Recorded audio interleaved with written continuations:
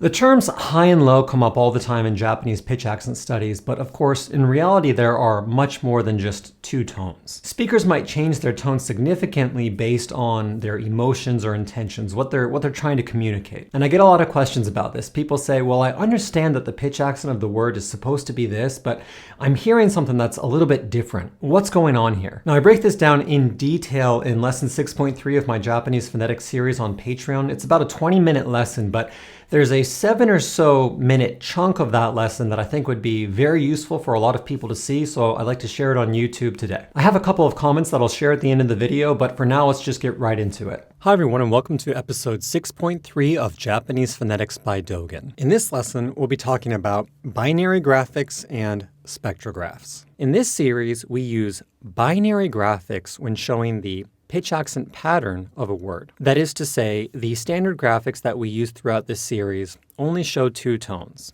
high and low. This is normal practice. Essentially, all Japanese phonetic resources use binary graphics to indicate pitch accent. Some do it with graphics like this, others use graphics like this, and others still use graphics like this. All these graphics are meant to display essentially only one thing: whether or not a word has an accent, and if it does, where in the word that accent occurs. Thus, this binary graphic for the word Japan, for instance, shows me that the word has an accent on its second mora. It does not show me how a specific speaker has already said the word and mapped their voice, emotions, and intentions onto the word. It might help to think about things like this. If I look up the word America on dictionary.com, it gives me the definition of the word as well as this pronunciation key. You see how the mer section of this pronunciation key is in bold?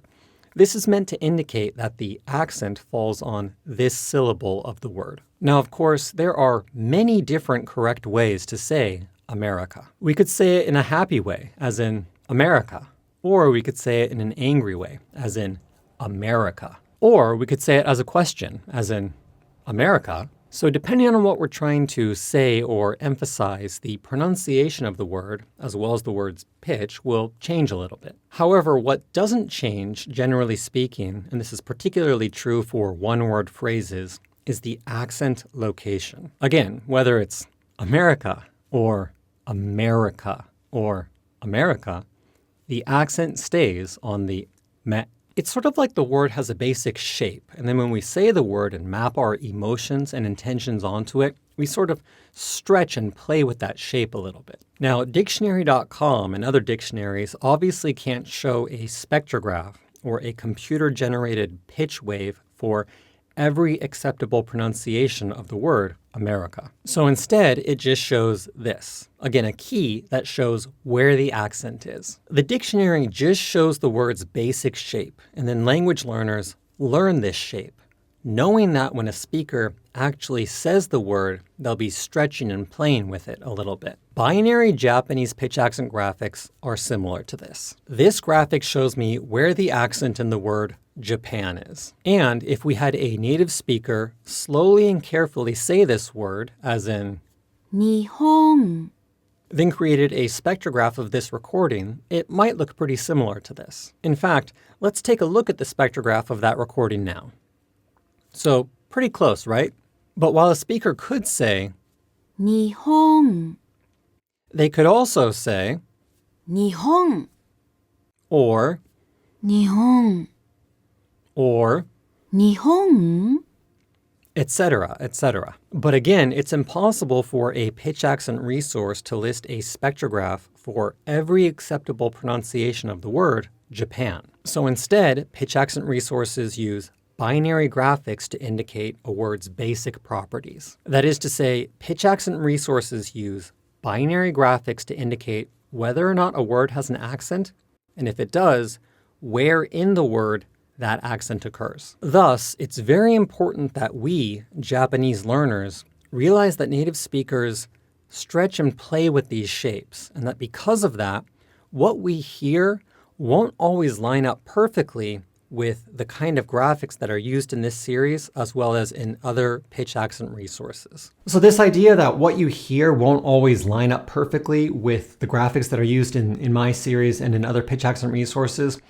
oftentimes people, again, end up asking me about this. They say, what's going on here? And hopefully now you have a better understanding of exactly what's happening. Of course, there is some individual and regional dialect variation that can affect the tone and actual pitch accent pattern of a word. But in my experience, most of the time when what you hear isn't lining up with the pitch accent pattern of the word, it's because the speaker has mapped their emotions or intentions onto the word. They're giving the word intonation, and this, in this sense, they're kind of stretching and playing with the word's pitch accent pattern. All right, now back to the video. Now, I imagine that many of you are now wondering two things. One, exactly how do I map my emotions and intentions onto a word? And two, if the actual pitch of a word depends on how the speaker is mapping their emotions and intentions onto it, then what's even the point of studying pitch accent? I'd like to answer both of these questions now. First, how do I map my emotions and intentions onto a word? Good news, you're probably already doing this in a natural way, especially if you've been studying Japanese for a while. In my experience, most Japanese learners, particularly those that do a lot of immersion, so listening to native recordings,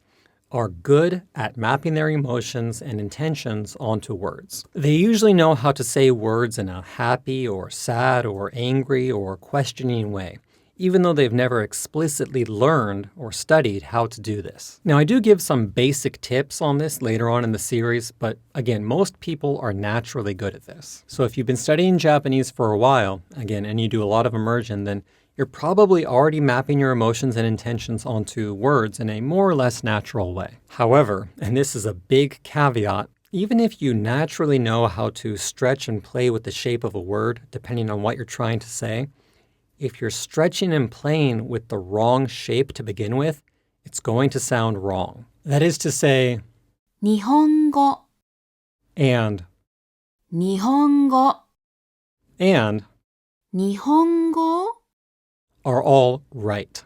However, 日本語 and, 日本語 and 日本語 are all wrong. In other words, it's relatively easy to map your emotions and intentions onto a word and sound correct if you already know that word's basic properties. And this is why we study pitch accent. We study pitch accent such that when we're actually speaking and mapping our emotions and intentions onto words, we're doing so with the correct pitch accent patterns or shapes. We study using binary pitch accent graphics like this, such that we can unconsciously say this, 日本語 this, 日本語 and this.